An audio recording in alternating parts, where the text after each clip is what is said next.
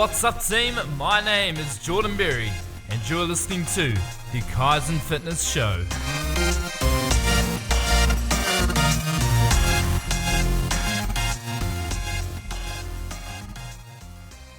Hello everyone and welcome to another episode of the Kaizen Fitness Show. And today I'm super excited because we have a world champion with us. We have Courtney Duncan on the show, who is crowned the Women's World Motocross Champion. So Courtney, welcome to the show. No worries. Thanks for having me. I'm excited to be on too. Yeah, no, it's going to be awesome. We're going to be looking at some really cool stuff today. Obviously, given the fact that you are world champion, we're going to talk a little bit about your journey to get to that position, the perseverance that you've had to show in order to get there and to stay there as well. So yeah, thanks very much for coming along, and we'll crack straight into it. So first, Courtney, let's talk a little bit about kind of your childhood and where this whole kind of passion started from. What kind of first got you on a motorbike in the first place? What kind of started off the whole journey? Okay, so to start things off, I grew up in a small town just north of Dunedin. And for those of you that don't know, it's called Palmerston. It's kind of like a town that if you blink, you miss it. There's not a whole lot there. So with that being said, that kind of helped me get involved in motocross. Most people that live there have royal lifestyle blocks, so enough to, grow up and ride 50s around and make some tracks. And all my mates had bikes at the time, and it was just something that we did on the weekends. We all would get together and go ride bikes. And for me, it kind of escalated a little bit further. I'm super competitive, always have been. Whether that was like playing cards or whatever that was, I was super competitive. So I always wanted to beat my friends and be the fastest and be the best. So that's kind of how it, got started. And then I started to enter into local events and club days and started to win those. And obviously my parents kind of noticed that I had a little bit of talent in it, so they pursued it a little bit more, took me further, and started heading up to regionals and national level, and before we know it, we're over the ditch racing in Aussie and so forth. That's so cool. What do you think caused you to be so competitive? Was that something you inherited from your mum or your dad, or is that just something that you've been born with? I think that's a good one. Both my parents are pretty competitive, I would say. But at the same time, my brother is pretty laid back. Yeah. Sister's probably competitive too. But I think it was just something I was born with. And also, I'm the oldest, so I grew up with my older cousins a lot. And obviously, they're bigger. They're hitting stages before you are. And I always kind of looked up to them and wanted to be like them, and never really looked at my own age too much. So I was always trying to catch up and, just beat them. And, I guess everything was pretty much like a competition growing up in my neighborhood, whether it was, backyard cricket or, we'd get together on the street and play a game of footy. And I think growing up where I did, in the country, really probably brought that competitiveness onto me as well, I'd say. Yeah, that's super cool. I can definitely resonate with that.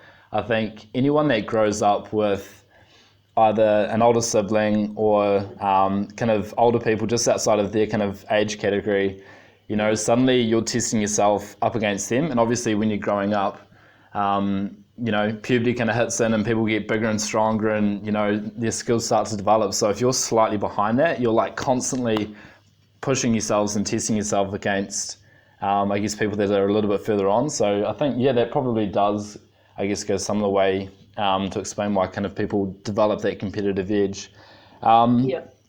But you said you're quite competitive with everything, if it's playing cards or backyard cricket. What kind of led you into the motocross side of things? You said you did a couple of regionals and stuff, but what was it about motocross that kind of hooked you? That's a good question because, like you say, I was super competitive and real sporty. So anything involved with team sports and anything that you could put your name down to at school to go away on a trip for the day doing sports, or to get out of schoolwork or out on the field, I was straight there. So you name the sport and I would have played it. mean, I was in the tennis club, squash club. I played field hockey. I played basketball. I played rugby, touch rugby.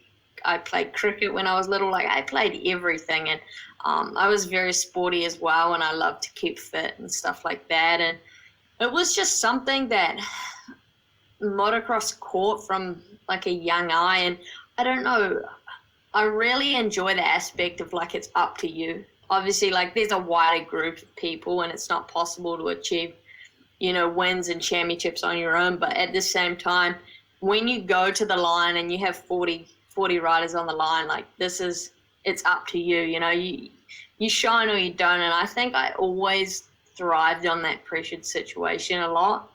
And then just the freedom and a lot of people think like the speed and the height and stuff like that, but that's probably the two opposite things that it like drives me. You know, I think a lot of kids love to see who can go the fastest or who can get the most air, but for me it was more like feeling the getting better, you know, by how hard you worked and the more effort you put into it.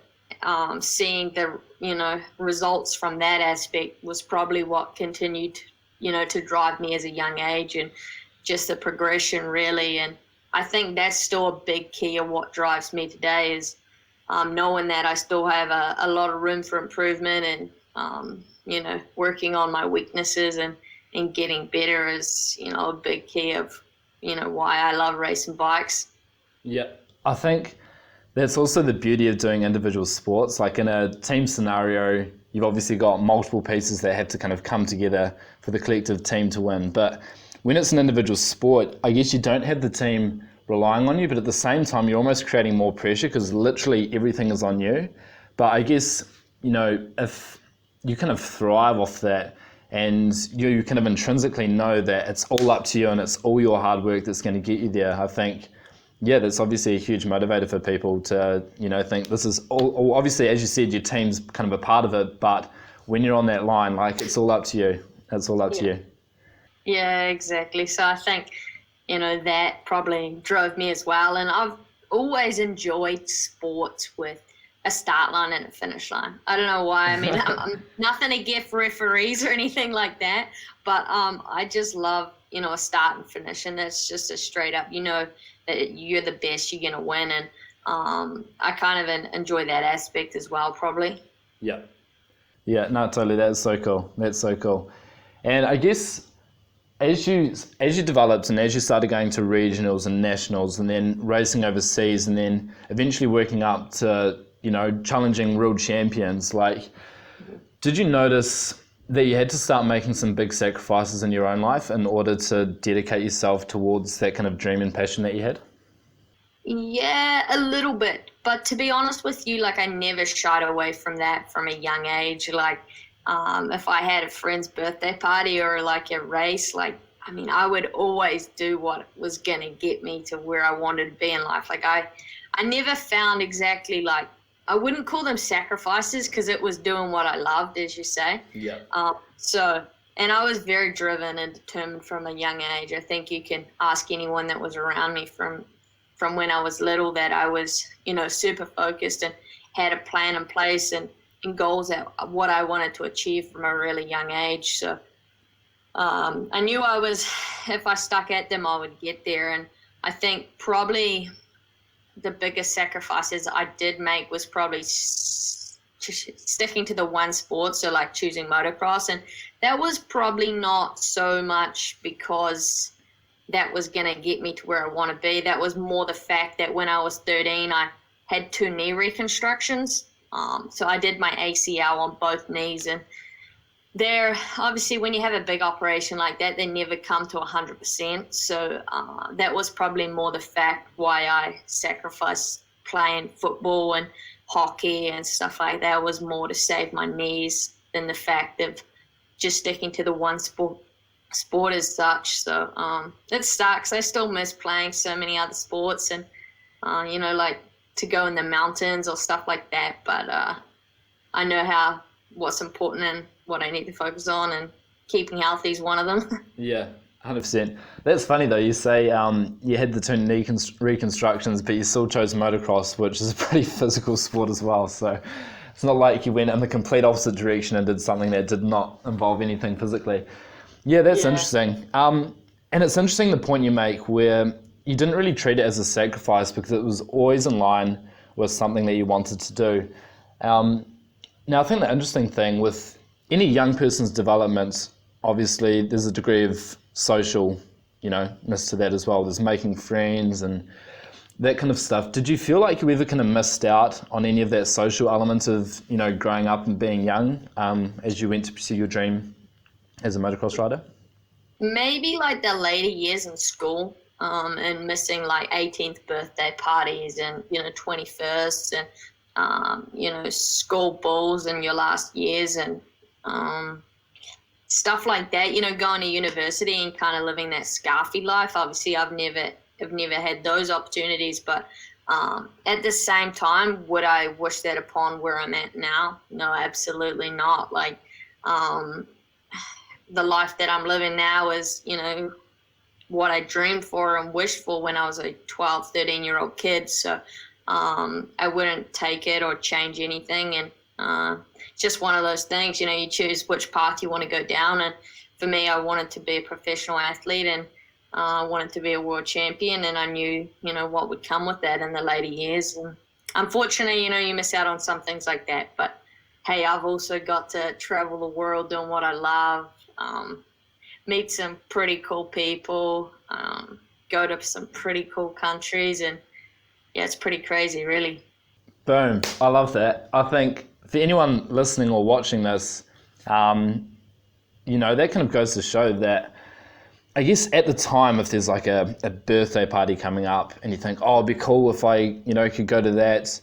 But then if you've got a deeper drive to do something else, in the long run, like that's going to pay dividends by making those little sacrifices that kind of step you towards achieving your goals and getting closer. I think from all the successful people you hear and all the world-class athletes, the common theme is making sacrifices and being so focused on where they want to go. And I don't think you'll find any, world champion that will be like, oh yeah, like leading up to this, I was like out drinking every weekend and I was partying and socializing, like everyone has that same drive to be focused. So that's really cool, Courtney.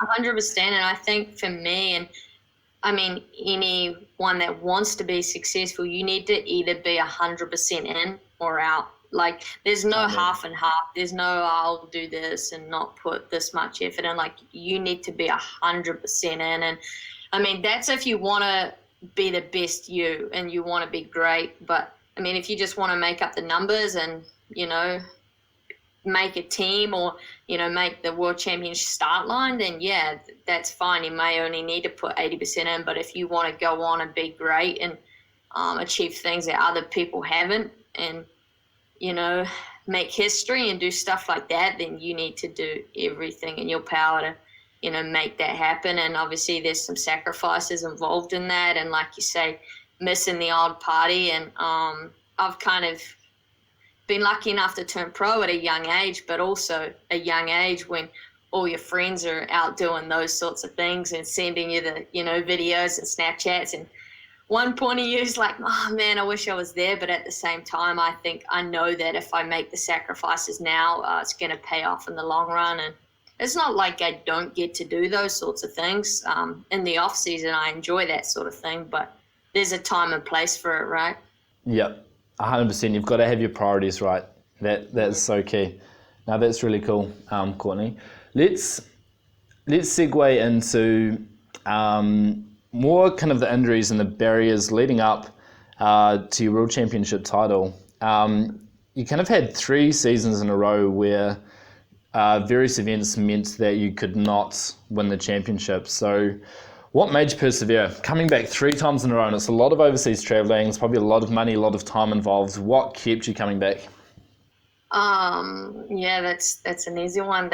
I had a dream one day, and that was to be world champion. And I knew if I walked away from it at the time that I'd have big regrets, because I knew that it was something that I was able to achieve. If I had all my ducks in a row and was able to fix those small mistakes that I'll get there in the end. But like you say, I had to persevere and chip away at it, and it tested me. It tested me multiple times, and like to the stage that I nearly walked away. So it was tough, but at the same time, like looking back on it, I wouldn't change it. Like, and I generally mean that. Like, I would rather have won my championship in the 4th year and learned what I learned than be a 4-time world champ. Like, the things that I've been able to learn through what I've gone through is that's something you can't buy, or you have to, learn the hard way. And yeah, so I've definitely learned a lot of life lessons, within the sport, but then that are also going to help me later on in life. And I think I've definitely matured and changed a lot as a person after going through some tough times. So, and at the end of the day, it doesn't hurt anyone to have to fight through the odd bit of adversity and come out the other side.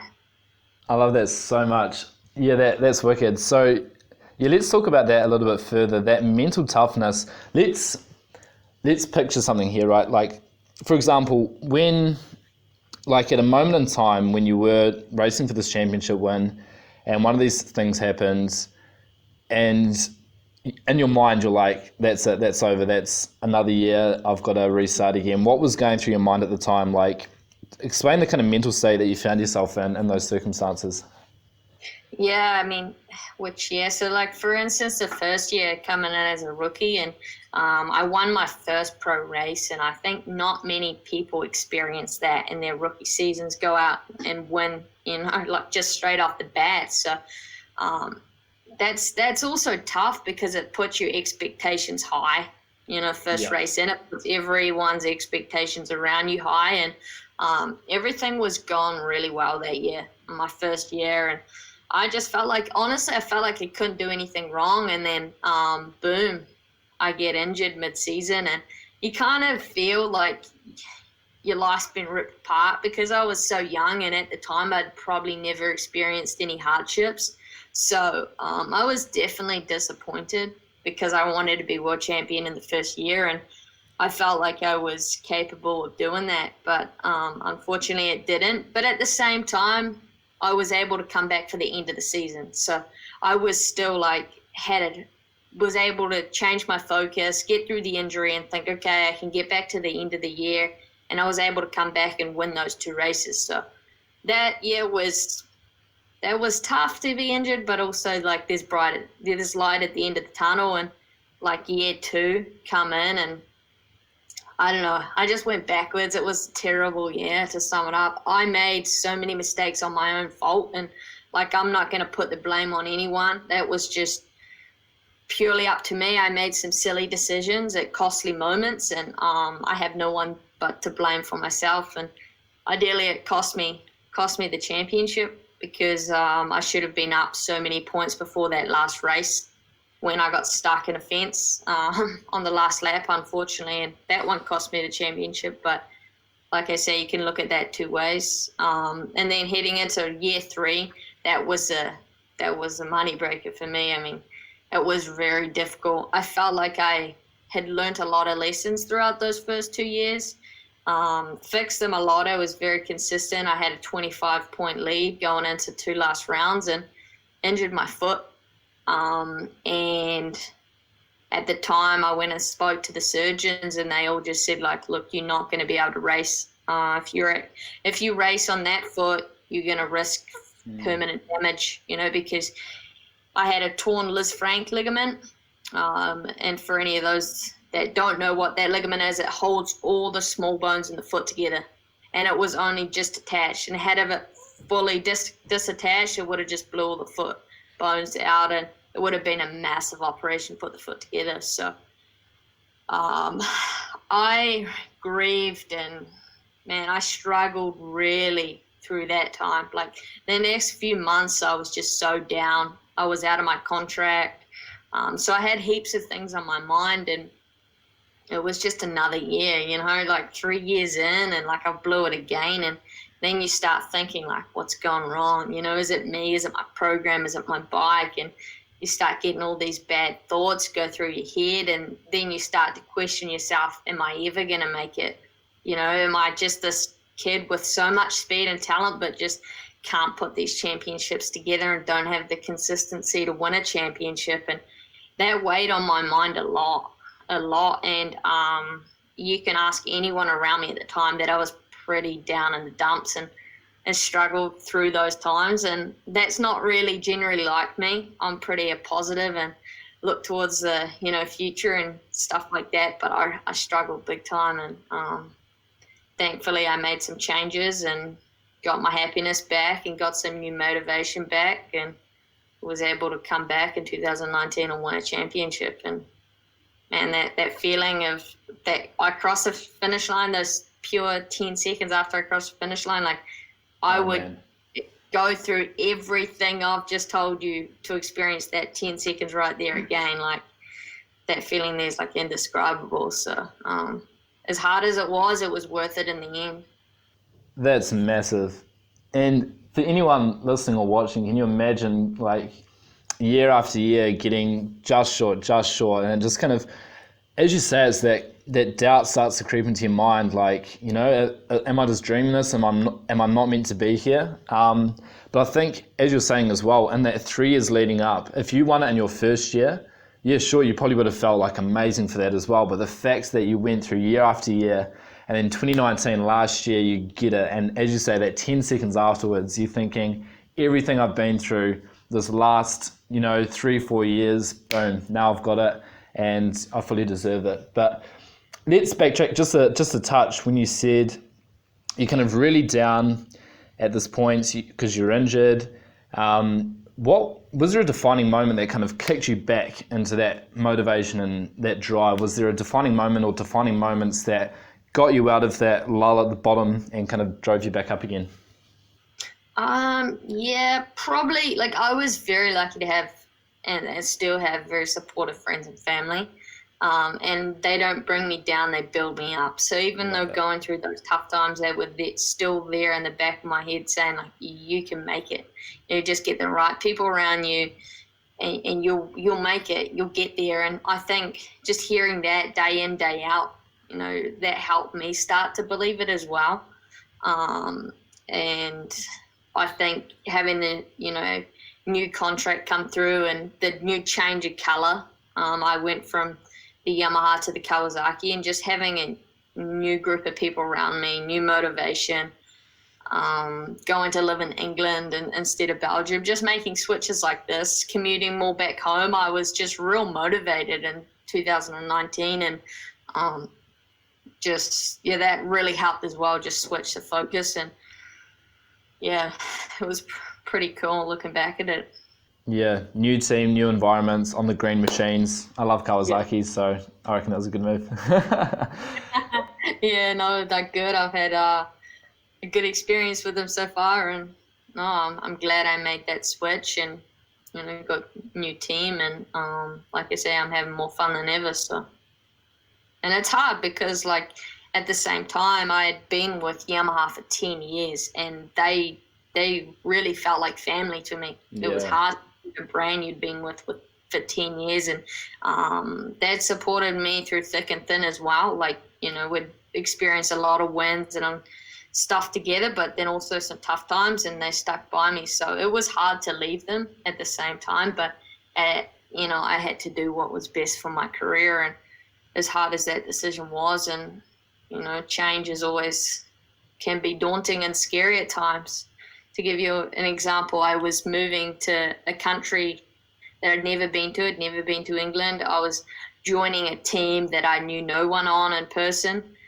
I was going to be riding for a brand that I'd never ridden before. So there was a lot of unknowns going into 2019. And you head into that first round and, have I done the right decision?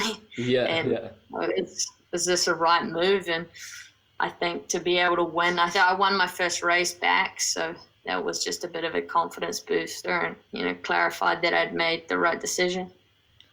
Yeah. Well, for those of you listening and watching that, don't know Courtney and what she did with this last championship. Well, not only was she world champion, but that 2019 season, she blitzed it. Like at the end of the season, you're 30 points clear on top of the leaderboard or something like that. Like you really blitzed that season. Yeah, it was, looking back at it, it was just about picture perfect season. Yeah. I won 9 out of the 10 races. Yeah. Super consistent, and had some dominant races as well, like plus 30 seconds on the field, and it was crazy really. But I think that's what happens when you're confident and comfortable with your bike and bike setup and having fun. For me, enjoyment factor is huge, because it's not, the skill set or the talent set, I have all that. It's more the set that I'm happy and in a good environment and, comfortable and confident. And, if I go out there and ride like I know how to ride, then, I'm capable of doing what I did last year. So it was cool to finally prove to people. Yeah, 100%. That just shows you that perseverance through all of those tough times, through all of those hardships. I guess there's just something in you that knew that on the other side of this was going to be greatness, right? And that proves with being current champion. So obviously, congratulations for that. You've reached a huge milestone in your career. Thank you. Yeah, no, it's definitely been cool, and the support that I had back home and Dunedin and the country, and it's been crazy in itself for me. And I get it in a roundabout way, people have saw me go through the struggles. They've saw me go through the hardships. And generally when you see an athlete, individual or team go through struggles and tough times, you jump on and you want to see them do well. You want to see them pull through and get what they deserve. So it's been really cool to see the amount of people that have, jumped on to support me over the tough years and stuff like that. So it's been cool. Yeah, well, that should be a message sent out to any young athlete. Like in New Zealand, you come from Palmerston, which is like a tiny town in South Islands, and you go through all of this hardship, all these injuries, crashes and things, and then you still come out world champion. So I think that's a key message for anyone listening. Just persevere, just have faith in your ability and your goal to, fulfill that dream. So I guess now that you've become world champion, we're currently, at the time we're recording this interview, obviously COVID-19's, kind of hit the world. So what does your fitness regime kind of look like at the moment in lockdown, and what did it look like in regards to when you were active with your motocross? So right now, obviously, we can't do a whole lot. We're still in level 4, so let's pretty much stay home other than go for a walk or a run around the block. So I'm still keeping fit, though. We don't know when my season's going to start up again. It's not looking like it's going to happen in the next few months, but you never know. So you have to be ready just in case. So it's just about staying fit. I got a cycle bike at home that I've been doing some spinning on and some intervals on. And I got a TRX. I do quite a bit of that. And I got a little bit of, weights and kettlebells and stuff like that at home. So I can just do some indoor home workouts type thing. And I've been doing Les Mills yoga on body balance sessions in the morning too. Yeah. That's been really cool. I'm going to be honest, I don't stretch or do as much yoga and stuff like that as I should. So there's no excuse now, It's not like I can say to myself, I don't have time to do that, because there's no such thing. We all have too much time on our hands. So to be able to do some stuff like that and still obviously stay fit, but more stay fit for your body instead of stay fit for, my sport as such. I'm kind of doing it more for my well-being at the moment, as we don't have to be in a strict program as such right now, because if our season kick-starts back, we're still racing end of November. So that's a long, long way away. So we don't want to peak too early and put in too many hard yards now, because we need to be, fit and in good shape at the end of the year as well. Yeah, I guess that's key, isn't it? Not only, keeping fit for your sport, but just for your general well-being, for your mental health, having some kind of consistent routine to tick over every single week. Just, I guess, for your own clarity to know that, yep, I'm doing something good for my body. If we get news that we can start riding again, I'm in a good position, and I don't think, oh crap, got to brush away the KFC and stuff. I better start exercising. You're at a point where you're keeping that consistent routine going. Yeah, exactly. Just holding that base there. It's important. And like you say, just being ready for when we're allowed to get back out of it. And hopefully, level 3 we go into, and that'll mean I can get back on my bike and do a bit of riding and stuff like that. Because, man, I miss it. And it's crazy. It's crazy to think, like, how much you love what you do when you can't do it, right? Like, all those things, all those small things you take for granted, like, for instance, like for me, going to my local coffee shop and picking up my coffee and go walking around the beach and going to my parents for dinner and, just those small things that, mean so much to you, you don't kind of realize until they're taken away from you. So, you definitely, probably everyone should be a little bit more, not take things for granted, eh? 100%. It's the small things, isn't it, that you don't kind of know what you've got until it's gone. Yeah, 100%. So I'm looking forward to having that sort of stuff back, and a little bit of normality back in my life would be lovely. But at the same time, it has to be right for the country, and health and safety is priority, really. Yeah, 100%, Courtney. I've got a couple more questions for you. One of them is kind of looking more towards the future now. We've talked about kind of your growing up, your journey, the perseverance that it took to get the world title. So now you're literally kind of on top of the mountain, right? You're world champion. Do you think it's going to be harder staying on top of the mountain as it was to climb it, or how do you think the journey might vary for you? That's a good question. I don't know. I think obviously it's been very difficult to get there, but at the same time, I think to stay on top, I mean, you just need to look at the athletes that have stayed on top in any chosen sport and, become greats. It doesn't happen that often. So that must be, saying that it's difficult to stay there. And I have no doubt in that when you succeed, and for me, I think I set the bar high and set it to a new level last year. And that only does one thing, and that makes your competition have to rise and, have to work harder to catch up. And any competitive athlete's going to work harder to take you off the top step of your block. And, so it's going to be difficult to stay there. But at the same time, I think I'm capable of doing that. But it's going to take a lot of hard work and continuing to look for new ways to improve. I think that's important, never settling, because if you settle, you're giving your opponents, the opportunity to catch up on you. So looking for ways to be better. And, I think I've got a few more championships left in me for sure. 100%. And I think the fact that your first year with Kawasaki, you win a title, like that just shows that was 1 year of being together with a team and in a new environment. So if you guys are continually working together and gelling, like it's just incredible what you guys could achieve over the next few years too. So exciting things ahead for sure.